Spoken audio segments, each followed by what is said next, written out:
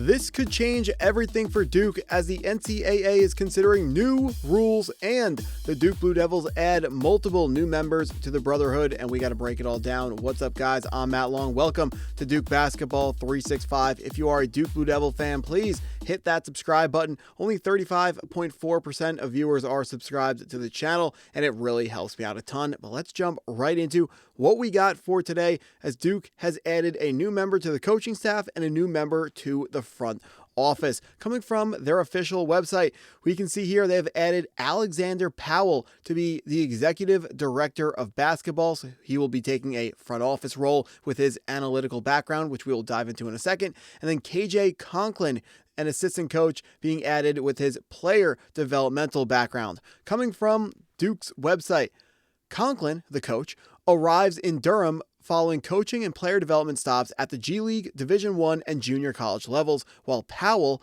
the front office, joins the Duke Blue Devils after 8 years in the NBA, bringing extensive experience in analytics, research, and basketball operations. Conklin, the coach, joins Duke after spending the past 4 seasons at multiple levels of basketball, most recently serving as an assistant coach and director of player development for the Austin Spurs.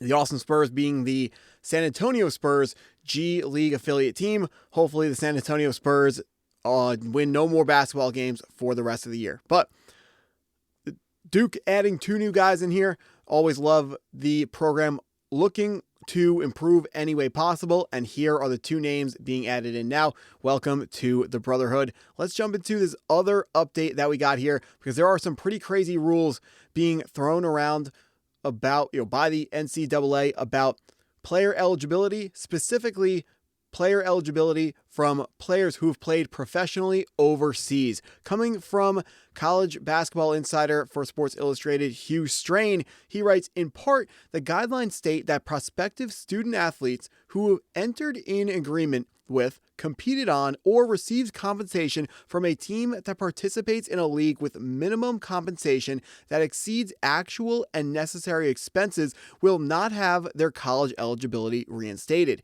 That document lists the MLB, the NBA, NFL, Premier League, and WNBA as examples of such leagues, but other top basketball leagues globally could also qualify. So what we are seeing here is essentially, we're going to break down. So, we know just from a way bird's eye view of, college athletics, they want to keep college athletics, they being the NCAA and everybody, wants to keep college athletics as amateur athletics. But in the NIL era, we are moving closer and closer to a semi-pro type of thing. Notice how I'm not going to say student athlete, because if you're at top schools for football or a top school for Duke, like basketball, you're not. I'm not going to sit here and pretend like it's a student athlete thing or students before athlete. Like, these guys are athletes. A lot of people come to Duke because they want to go to the NBA, and that's why they're here. So when we're talking about this extra eligibility, these aren't people trying to get around eligibility rules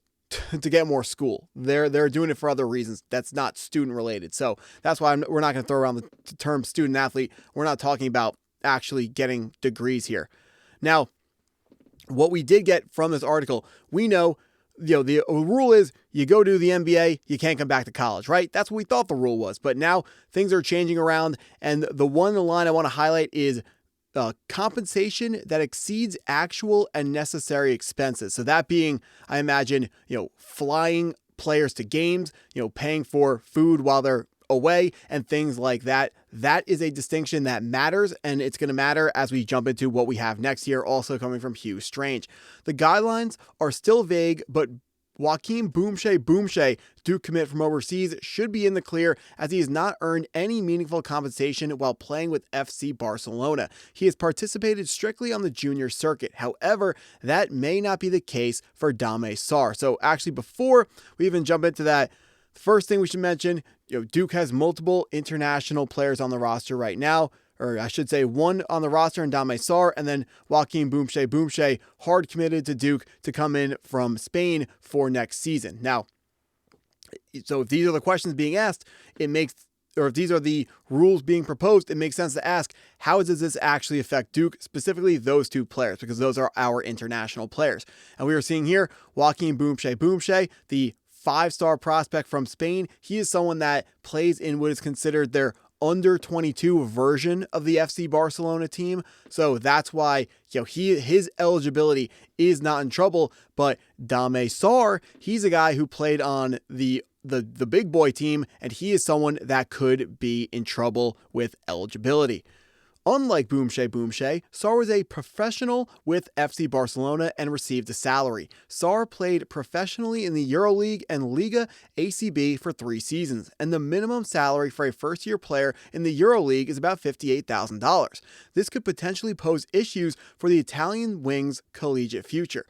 Again, it would be insane if the NCAA enacted this right away, with the plethora of international pros who have already signed contracts to play college basketball next season. Still, this could be something for Duke fans to monitor in the future. So there was a point that was stated by this article that did not make it into this video, which was these rules being proposed by the NCAA, they're not just going to get slapped on out of nowhere. They're not going to bring them out.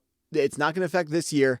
It's highly likely not going to affect next year, even if it does get approved, but it could affect, 2 years down the road, 3 years down the road, and the very big picture of college basketball recruiting, or college athletics recruiting for that matter, down the road. Now, the plan for Dame Sarr is don't be affected by this. The plan is develop for 1 more year, enter that 2027 weaker, I'm going to call it a weaker NBA draft, because we don't know for a fact it will be a weaker NBA draft than the 2026 NBA draft. The 2026 looks like a generational draft, so you would think, but we're not going to, we don't know for sure how strong that draft's going to be. But the point is, we want to see Dame Sarr play well this year and go on to the NBA. That's if it works out well for everybody. There's a world where Dame Sarr does not develop and he's with Duke for all 4 years of his college eligibility. In that situation, maybe he's ineligible for a senior year, but that is also something, probably unlikely to happen. But this article got me thinking.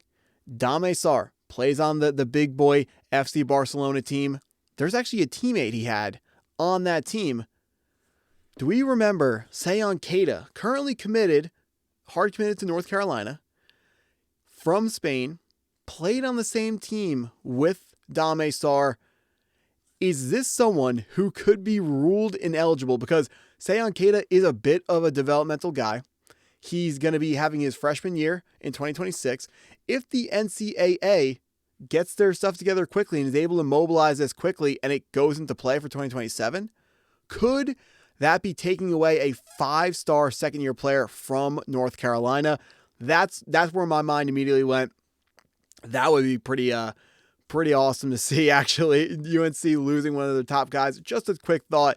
But also mentioned in this article was Will Wade, the coach of LSU. Right now, he has almost a starting 5 of players that are not even eligible. The point of college athletics is to be amateur. Some of these guys went to the NBA. Some of these guys played professionally in other spots, and that's really not what college basketball is about.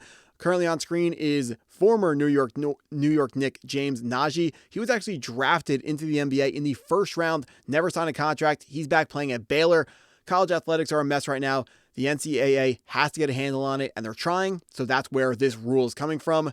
Now, these Duke players in Dame Sarr and Boom Shea likely will never be affected. But the next Boom Shea in 3 years, he could be affected. The next Dame Sarr in 3 years, they could be affected. So this will affect how Duke is going to be recruiting internationally down the road. That's what I got for this video. If you stuck around this long, I appreciate you taking the time to watch the video all the way through. Please hit that like button if you haven't already. Hit the subscribe button if you're new to the channel, and go Duke.